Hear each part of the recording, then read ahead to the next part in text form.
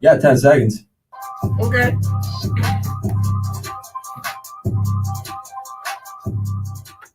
You're listening to Truth in the Afternoon. I'm your host, Dr. Ken. You're like, I ain't did this before.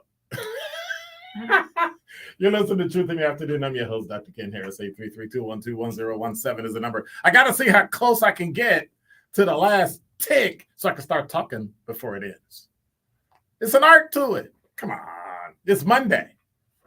833-212-1017 is the number. I hope you had a great weekend because it's gone.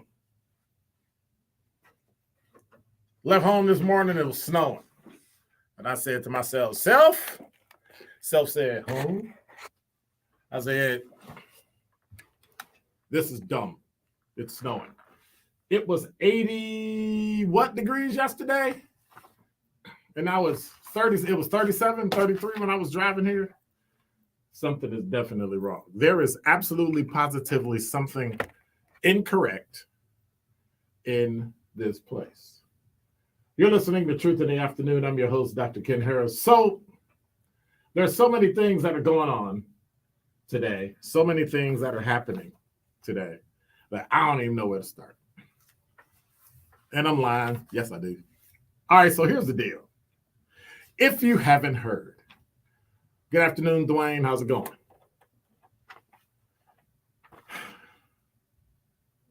A white man in his 80s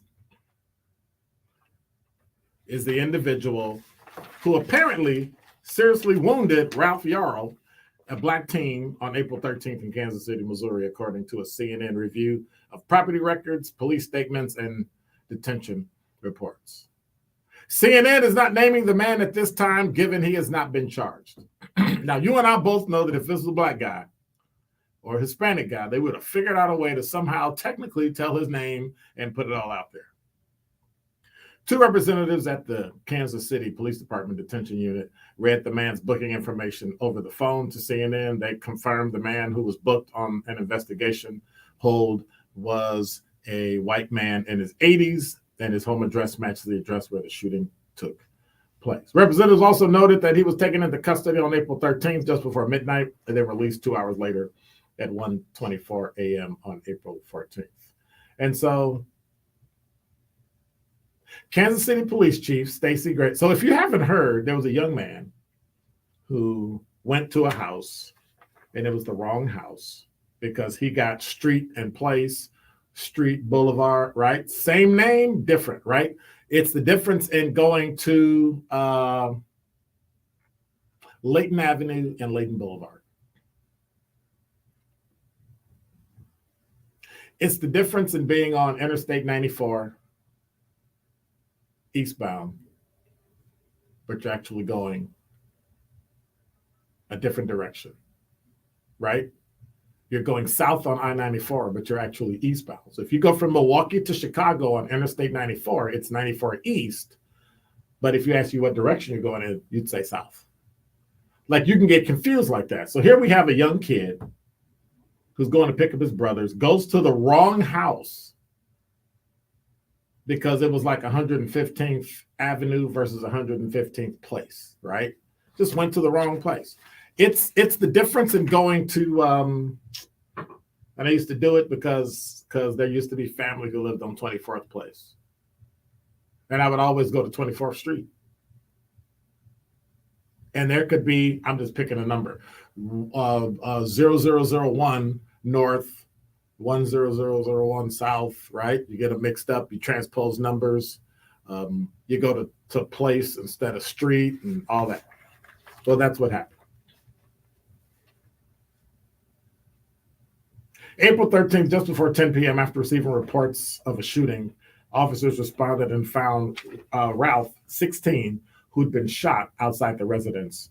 He was shot twice and then struck in the head and arm, his family's attorneys said. The neighbor told CNN, well, let me rephrase that. The neighbors CNN spoke with said they did not hear the shooting because they were asleep, but did say once they awake, we came outside and the victim was lying in the street surrounded by a few of our neighbors. So what happens here is you go to the wrong door and you ring the wrong bell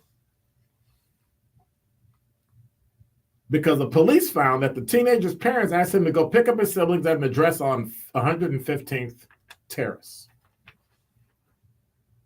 But he accidentally went to a home on 115th Street, and that's where he was shot. Picking up his younger brothers, he mistakenly rang the doorbell of the wrong house. A man shot Ralph twice. Now he's in critical condition. And I believe he's since been released from the hospital, but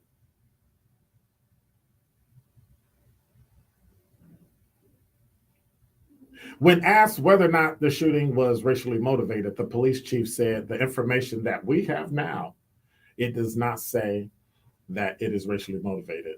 That's still an active investigation. But as a police chief, I do recognize the racial components of this case. And the police chief Graves sought to assure Kansas City Community Sunday the police department is committed to the case. We recognize, he said, the frustration this can cause in the entire criminal justice process. The men and women of the Kansas City Police Department are working as expeditiously and as thoroughly as they can to ensure the criminal justice process continues to advance as quickly as all involved in our community deserves. So here's the kicker. What's this guy's past? Let's start digging around his past. Let's listen to the things he's said.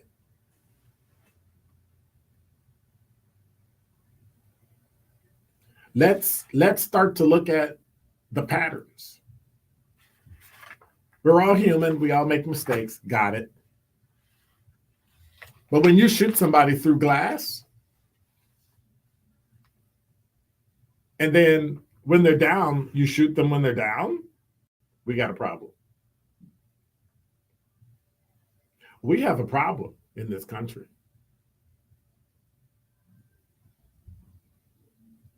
Excellent student, talented musician, stellar GPA, taking mostly college courses, loves science, and hopes to pursue that as a career. He's not recovering alongside family after being shot.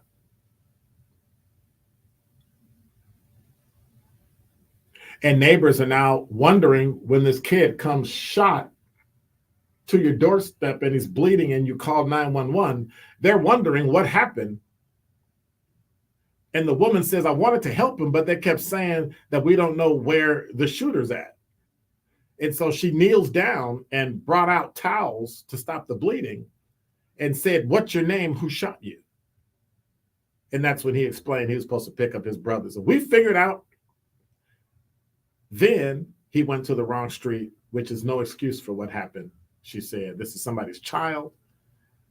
I had to clean blood off my door, off my railing. That's someone's child's blood. I'm a mom. This is not okay. And then while waiting for an ambulance, he's bleeding from injuries to the left side of his head, his arm. What do you do after that?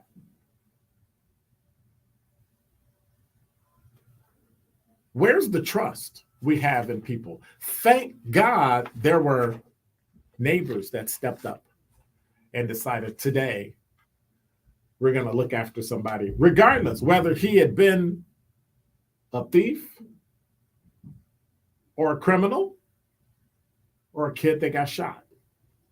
It's another human being and they cared for him. I have another story for you about somebody in their 90s who committed a crime, just like this old guy was in his 80s.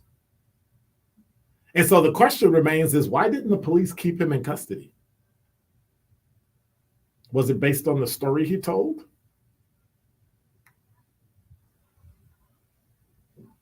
I'd have to go look up Missouri law. But like everybody deserves their day in court. But today I'm going to take a moment of personal privilege. He does deserve his time in court. And when they're done, the only place they can take him to is jail. And that is Dr. Ken's Truth on the new 1017 The Truth. Milwaukee, we are in the heart of the basketball season, and we have all the local hoops news you need to hear. Get your weekly smile on with our Nothing But the Truth Basketball Report, brought to you by Bubon Orthodontics. On Nothing But the Truth, we'll keep you in the loop on all the local Milwaukee hoops news, from high school all the way to the pros. So don't miss your shot to join in on the hoops talk by tuning into the Truth Basketball Report on Nothing But the Truth, right here on the new award-winning 1017 The Truth, brought to you by Bubon Orthodontics, the official smile of the Milwaukee Bucks.